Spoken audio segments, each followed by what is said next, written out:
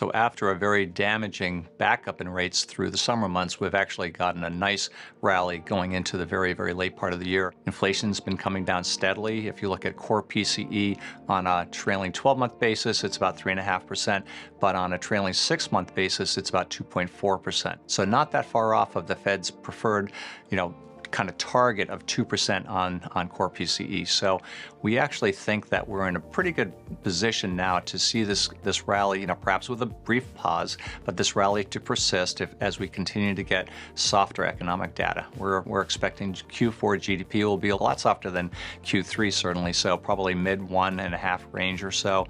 And going into next year, we think that it's very plausible you could get a push towards somewhere in the 3.5 to 3.7 area on the 10-year by mid-year, and perhaps with a Fed cut or two by that point as well. For a higher quality investor, one that wants to own a broadly diversified portfolio of higher grade bonds, but has the ability perhaps to do some high yield, we'd suggest being up in quality, but also having a duration skew that's longer at this point in the cycle.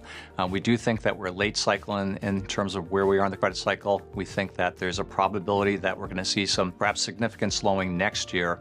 As such, we would suggest that from a duration standpoint, investors should be longer than neutral duration, put that skew towards more duration coming from treasuries than, say, from risk product, including IG credit or high yield credit.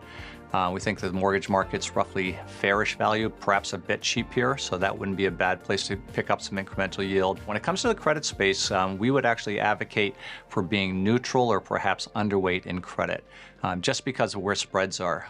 Corporate balance sheets are looking pretty good. Liquidity is good. Leverage is okay. It's elevated, but it's okay.